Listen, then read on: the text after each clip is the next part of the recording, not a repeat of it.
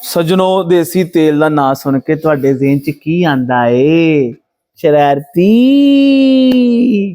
साडा असली हीरो कौन है? साडा असली हीरो ना कोई फिल्मी सितारा है तो ना ही कोई सुपर हीरो है। साडा असली हीरो है पंजाब दा लैड़ा देसी तेल। देसी तेल नाल साड़ियां बड़ियां यादां वाबस्ता हैगियां ने जनाब। मैं कहना ये तेल नहीं बल्कि जादू है, बंदा फौरन माजी च चल जाता है। निक्के हुंदे रहे हैं ते मां जिले साडे सिरां च तेल लांदी रही है ते ऐना के वाधू तेल लांदी रही है कि ऐ कन्ना लागों तेल चौंदा रहा ते कई बारी ते लाने वाले बेली भी उसे तेल नाल जनाब अपने सिरां नूं तेल ला लैंदे रहे ने।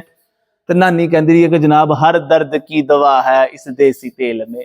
तो दादी कहती रही है कि जोड़ों के दर्दों का एक इलाज है कि जनाब देसी तेल लाओ।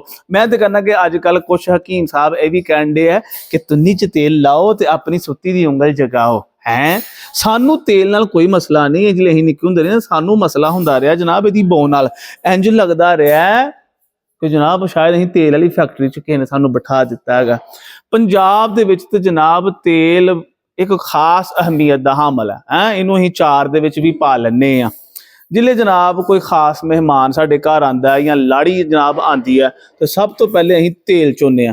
पिंडां दे विच ते जनाब घर जिहड़े हैगे ना वो कच्चे हैगे ना ते शहरां च घर पक्के हैगे ना। ते आओ मैं तुहानूं अज एक शहर दी गल सुणावां ते तेल दी गल सुणावां ते चाह दा घुट लावां।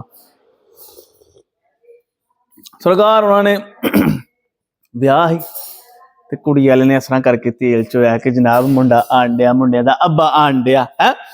वो जिले तेल चोया तो तेल मासा वाधू डुल गया होना। मुड़ा लंघ गया, जिले अब्बा लंघन लगा ना तो अब्बा जनाब आऊं करके पैर तिलके अब्बे दा ते सीधा जाके जनाब मुंडे दी सस नूं जफ्फी पै गई।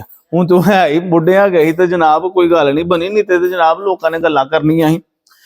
इस गल्लों जानवरों के खुर हुंदे ना ते जनाब वो अपने खुरां नाल ते तेल ला नहीं सकते, लेकिन असीं उन्हां दे फुल खैर खां आ। असीं जनाब उन्हां दे सिंगां नूं तेल मलन डे आ, उन्हां दे खुरां नूं तेल मलन डे आ, उन्हां दे जिस्मां नूं तेल मलन डे आ ते बाज़ औकात जनाब असीं जनाब उन्हां नूं जबरदस्ती तेल पिलान भी डे आ। हैं हुण ते जनाब ऐसे ऐसे तेल आ गए ना कि खुरक मकान वाला तेल ते फलाना तेल ते जनाब सुत्ती दियां फीलगां ते उंगलां जगाने वाला तेल है सांडे दा तेल। तेलां ते फिर अपने रंग ने, लेकिन जो देसी तेल ना आए हाय हाय हाय इहदे जनाब क्या कहने हैं। मैं कहना कि कोई गल नहीं, जिन्ना मर्जी तेल लाओ, हत्थां नूं लाओ, गिट्टियां नूं लाओ, गोडियां नूं लाओ। भाई लोग ते हुण कन्नां च भी तेल पान लग पे न। बल्कि मैं इत्थों तक कहां कोई रिश्तेदार कोई बेचारा शहरी कोई बंदा आ ही जांदा साडे कोल ते उहनूं वापसी ते जनाब तेल दिना ते कहंदे जा मौज कर। तेल दी सिर्फ एक ही गलती है कि जनाब ये पंजाब च इहदी पैदावार है तो असीं जनाब हर जगह इनू वरतन डे हैं। जिथे वरतना उत्थे भी, जिथे नहीं उत्थे भी जनाब है।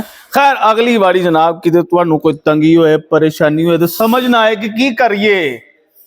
कुछ नहीं करना, कुछ नहीं करना, सुकून नाल थोड़ा जा देसी तेल ओ ला ला ला ते इंज इंज करके